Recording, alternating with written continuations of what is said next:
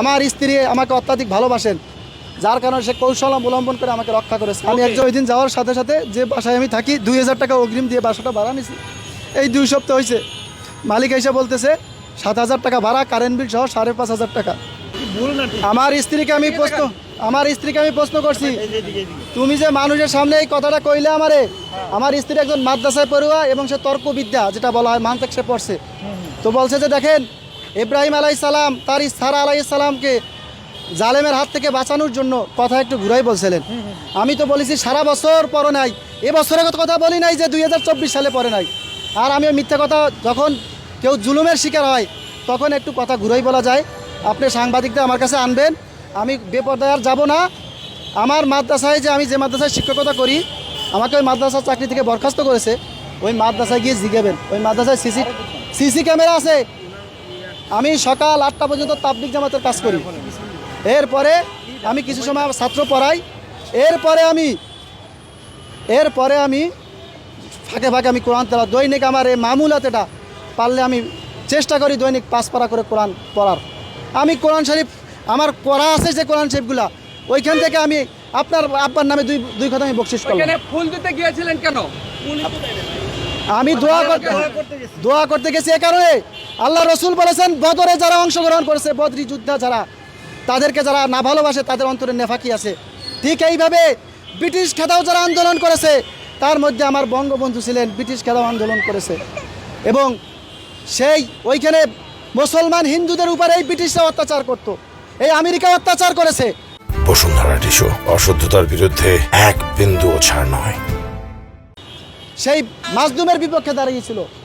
তো সেই ব্রিটিশ খেদাও আন্দোলনের একজন সহযোদ্ধা আমার বঙ্গবন্ধু। তো তাকে ভালোবাসা, সে একজন মুজাহিদে ইসলাম, যেমন তিতুমিরকে আমরা ভালোবাসি। এরকম যারা ইংরেজ খেদাও আন্দোলন করেছে তাদেরকে ভাইরাল হওয়ার পরে কোন ধরনের, আরে ভাই কি ভাইরাল বলেন আপনি? আমি কোনো ভাইরাল না, আমি আল্লাহর কাছে ভাইরাল হইলে হবে। আমি মীর জাফর যেভাবে এই দেশটাকে দখল, নবাব বাংলার স্বাধীনতা হরণ করেছিল ষড়যন্ত্র করে, সেইভাবে এই বাংলাদেশকে আবার ব্রিটিশরা দখল করতে চাইতেছে।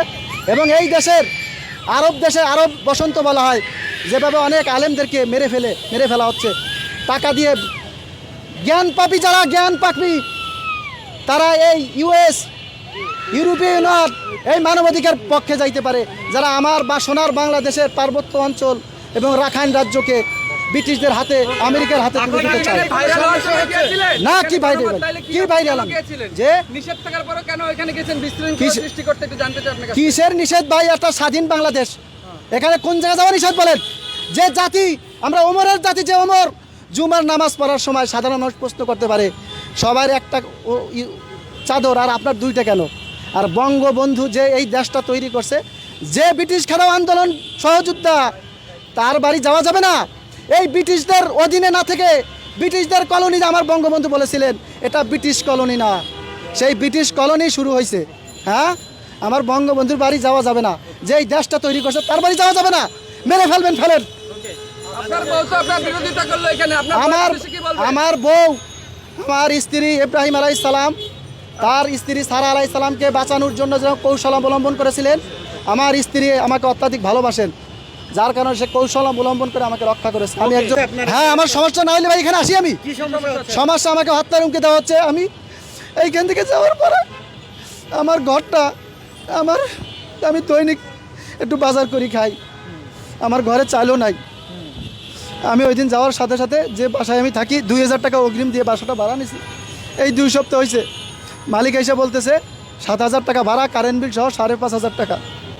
তোর টাকা এখন দিবি, এখন না দিলে তোর জুতো সব নিয়ে যাবে। এই করে আমার জুতো সব বের করা শুরু করছে। পরে আমি পায়ে ধরছি, কোনো কথা কাজ হবে না। আমি বলছি কাকা কালকে নিয়ে আমি টাকা দিয়ে ধার উদ্ধার পাই নাকি? তো বলতেছে যে 10টার ভিতরে না দিলে এখান থেকে সব নিয়ে যাব।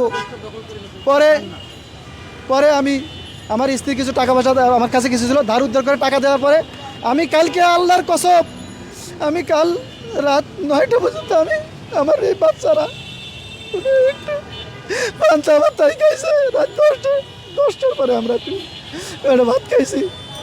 রাতে আমি পেটে ব্যথা, আমি হাঁটতে পারি না। আমার স্ত্রী থানায় গেছে, মোহাম্মদপুর থানায়, যে আমার স্বামীর এই অবস্থা, সে একটু জুতো বিক্রি করে, সে ঘর থেকে বের হইতে দিতেছে না, তাকে হত্যার হুমকি দেয়। তার একটু ই করে সিডেটে পর্যন্ত নেয় নাই। আমার স্ত্রী হাইটে এসে এখন পায়ে ব্যথা, পাশে বিছানে অসুস্থ। আমি একটু এখানে আসবো বলতে আমার কাছে সেই ভাড়া নেই, আমার স্ত্রী ঔষধ নেওয়া লাগবে, সেই টাকা পর্যন্ত আমার কাছে নাই। আমার স্ত্রী আমার বড় মেয়েটাকে রেখে আমার ছোটো বাচ্চা দুটোকে আমার সাথে দিয়েছে, মাইরে ফেলাক। আপনি দিনের জন্য, আল্লাহর জন্য এটা বলতেছেন, বলেন, কাউকে ভয় করবেন না। হ্যাঁ, আমি মাদ্রাসার শিক্ষক। এখন আমাকে যে আমি মাদ্রাসায় চাকরি করি, পার্ট টাইমে আমি জুতো বিক্রি করি। আমি যথাসম্ভব, আমি এই 8 বছর মাদ্রাসা শিক্ষকতা করি, আমি যথাসম্ভব ব্যবসা করে চলার চেষ্টা করি।